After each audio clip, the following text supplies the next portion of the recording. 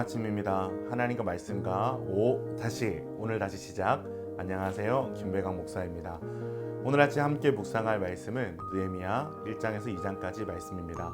중심 구절은 느헤미야 1장 4절에서 5절입니다. 내가 이 말을 듣고 앉아서 울고 수일 동안 슬퍼하며 하늘의 하나님 앞에 금식하며 기도하여 이르되 하늘의 하나님 여호와 크고 두려우신 하나님이여 주를 사랑하고 주의 계명을 지키는 자에게 언약을 지키시며 긍휼을 베푸시는 주여 간구하나이다.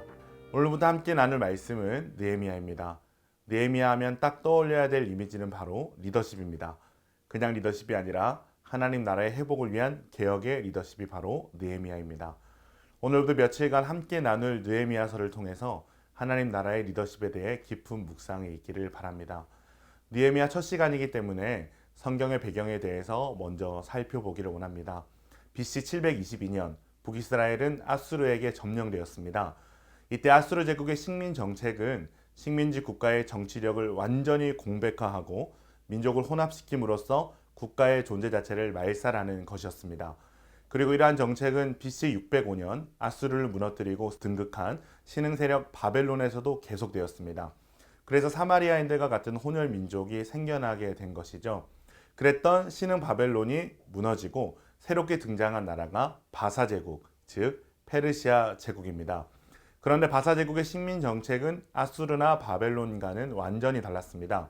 바사 제국은 식민 국가들에 대해서 억압 정책보다는 일정한 범위 내에서 정치적, 종교적 자유와 가치를 허용하는 관용 정책을 펼쳤습니다. 제국 내에 거주하는 식민지 백성들이 본국으로 돌아가도록 허용하는가 하면 각 민족이 섬기는 신의 신전도 건립할 수 있도록 적극 도왔습니다.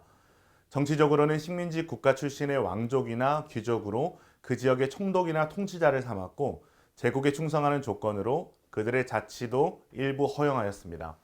그래서 바벨론의 포로로 잡혀간 이스라엘 백성은 바사 시대에 3차에 걸쳐 이스라엘 땅으로 귀환하게 됩니다. 1차 귀환은 페르시아 제국의 건설자인 고레스의 칙령이 내려진 후 1년 뒤인 BC 537년, 2차 포로 귀환은 1차 귀환으로부터 80년이 지난 BC 458년, 3차 포로 귀환은 2차 귀환으로부터 14년이 지난 BC 444년 느헤미야의 주도로 이루어졌습니다. 1차 포로 귀환 이후 성전 재건 및 예루살렘 성 건축이 시작되었는데 예루살렘 성을 건축하는 과정에서 사마리아인들의 방해로 공사가 중단되었습니다. 그리고 완공 단계에 있던 예루살렘 성벽은 왕의 지시인지 대적들에 의한 것인지 다시금 무너지고 폐허가 되고 맙니다.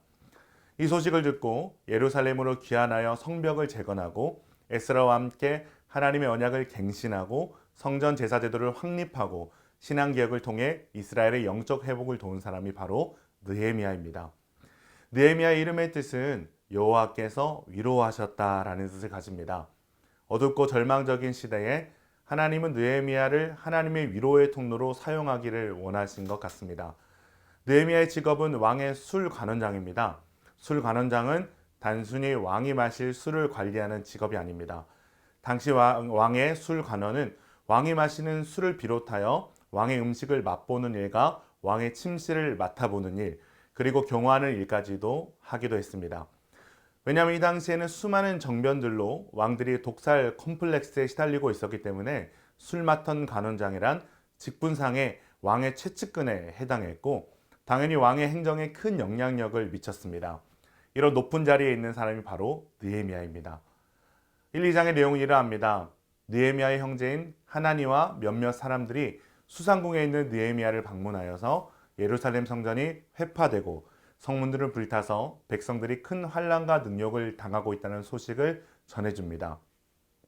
이러한 소식을 들은 느헤미야는 슬픔에 잠겨서 울고 금식하며 기도하였습니다. 예루살렘의 소식을 듣고 아파하고 금식하며 기도하고 있던 느헤미야 얼굴에 그늘이 졌던 것 같습니다.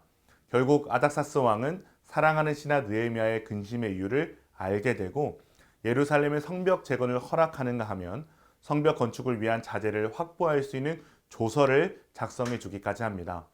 또한 느헤미야의 예루살렘 귀환길을 무장 경호해주는 호의를 베풉니다. 그렇게 느헤미야는 예루살렘으로 돌아온 지 3일 만에 야간 암행으로 성벽을 둘러보고 조사한 후에 유다 백성들에게 성벽 재건 사업을 발표하고 설득하기 시작합니다. 그 과정에서 암몬 사람과 아라비아 사람들은 이 일들을 조롱하고 시비했지만 느헤미야는 자신과 유다 백성을 형통케 하실 것을 믿고 선포하면서 성벽 재건에 대한 강한 의지를 나타냅니다. 그리고 다음 장에서 성벽 공사는 시작됩니다.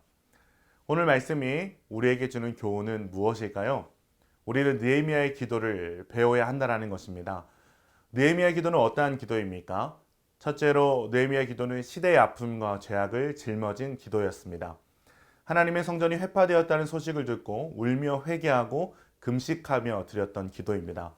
느헤미야는 이 모든 상황이 자신과 조상들의 죄악 때문임을 하나님 앞에 깊이 통감하며 시대의 아픔, 시대의 영적 무게를 짊어지고 기도했습니다. 사랑하는 기쁨 가정 여러분, 우리의 기도는 어떠한 기도입니까? 기도를 많이 하는 것도 중요하지만 기도의 내용 또한 너무나도 중요합니다. 느헤미야는 사실 아무것도 부족한 것이 없는 그 당시 가장 강력한 페르시아 제국의 2인자의 자리에 있었음에도 불구하고 하나님의 성전이 회파된 것에 대한 아픔과 영적 책임을 지고 기도했던 사람이었습니다.